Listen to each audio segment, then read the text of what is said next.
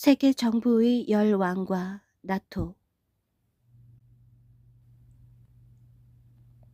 다니엘은 바벨론 제국의 벨사살 왕 원년에 꿈을 꾸고 내 제국의 환상을 보았다.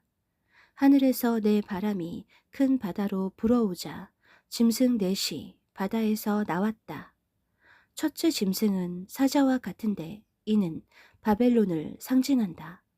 둘째 짐승은 곰과 같은데 메대와 바사를 상징한다. 셋째 짐승은 표범과 같은데 이는 헬라 제국을 상징한다. 넷째 짐승은 동물로 비유되지 않았으나 순서상 로마 제국으로 마지막 제국과 관련성이 있어 주목 대상이다. 내가 밤 환상 가운데 그 다음에 본 넷째 짐승은 무섭고 놀라우며 또 매우 강하며 또 쇠로 된 큰 이가 있어서 먹고 부서뜨리고 그 나머지를 발로 밟았으며 이 짐승은 전의 모든 짐승과 다르고 또 10뿔이 있더라. 넷째 짐승이 이렇게 무섭고 놀랍고 강한 이유는 적그리스도가 이 제국에서 나올 것이기 때문이다.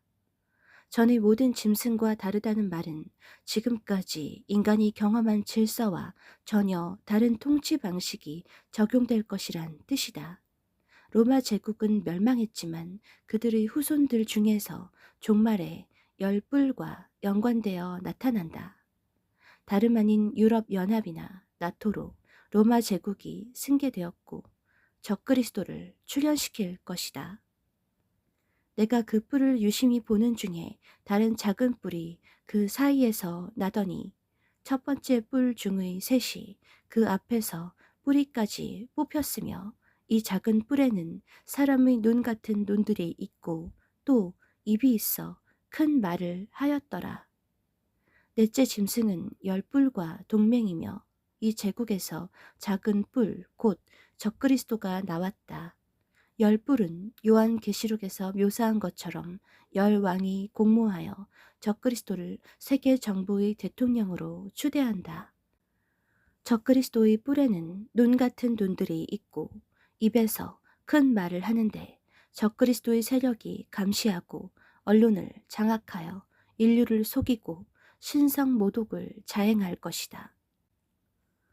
내가 보던 10뿔은 10왕이니 아직 나라를 얻지 못하였으나 다만 짐승과 더불어 임금처럼 한동안 권세를 받으리라. 그들이 한 뜻을 가지고 자기의 능력과 권세를 짐승에게 주더라. 다니엘의 내 왕국은 긴 역사를 지나 과거가 되었지만 10뿔은 현재 시대다.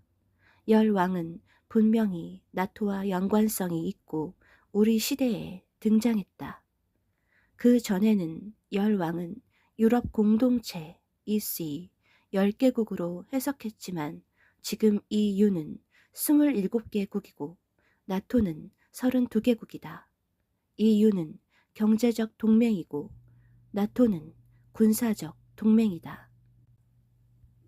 10왕은 문자적으로 해석하면 10명의 대통령으로 선진 10개국의 왕들이 적그리스도에게 정권을 이양할 수 있다. 그렇지 않다면 열은 많다는 의미에서 EU와 나토 전체 국가들을 상징할 것이다. 다니엘 12장은 세상 끝날에 대한 내용으로 7년 환란 전후에 일어날 일이다. 역사상 가장 큰 환란이 일어나 성도들의 권세가 다 깨질 것이고 그 기간은 두때, 한때, 반때다. 다니엘은 중간기에 대해서도 기록을 남겼을까? 중간기란 69주간과 마지막 한 주간 사이에 낀 기간이다. 이방인의 때, 교회 시대를 상징한다. 이때에 일어날 일들을 다니엘도 기록하였다. 땅의 티끌 가운데에서 자는 자 중에서 많은 사람이 깨어나 영생을 받는 자도 있겠고 수치를 당하여서 영원히 부끄러움을 당할 자도 있을 것이며 땅의 티끌 가운데에서 자는 자들은 죽어 무덤에 있는 사람들을 상징한다. 이들이 생명의 부활을 하거나 사망의 부활을 할 것이다. 지혜 있는 자는 궁창의 빛과 같이 빛날 것이요 많은 사람을 옳은 대로 돌아오게 한 자는 별과 같이 영원토록 빛나리라. 지혜 있는 자는 누구인가?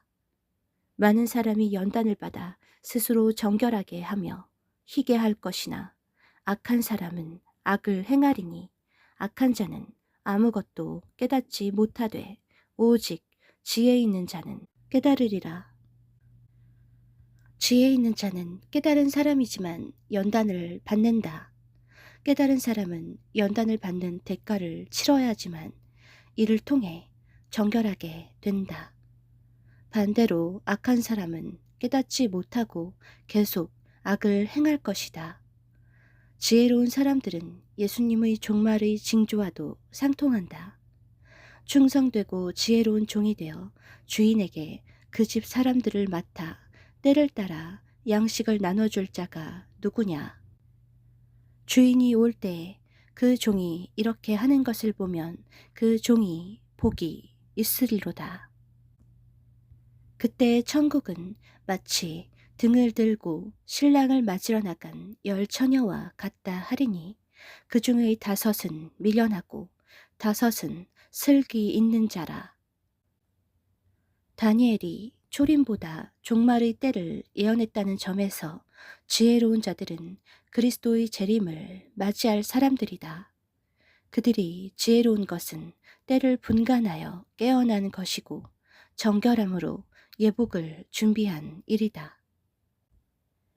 끝날에는 내 몫을 누릴 것임이라. 이 말씀은 사람이 행한 대로 심판을 받는다는 뜻이다. 우리가 현재에 있어서는 땅에서 대접받으려는 생각을 해볼 여유도 없고 남을 판단할 여유도 더욱 없다. 별과 같이 영원히 빛난다는 뜻과 몫은 그들의 상급을 말하며 새 하늘과 새 땅에서 행성을 다스릴 것이다. 우리는 날마다 자신을 저울에 달아보는 것이 우리의 할 일이다. 무엇을 달아볼 것인가? 연단을 받을 때 감사함으로 이기고 주님을 사랑하고 그분의 말씀을 행동으로 옮기는 것이다. 신부들도 7년 환란을 통과하지는 않지만 환란에 버금가는 시험과 연단을 받는다. 연단은 성결을 이루는데 절대 필요하기 때문이다. 따라서 신부는 이 악한 세상에서 주님의 약속을 믿음으로 기다리는 사람들이다. 주님의 약속은 반드시 이루어질 것이다.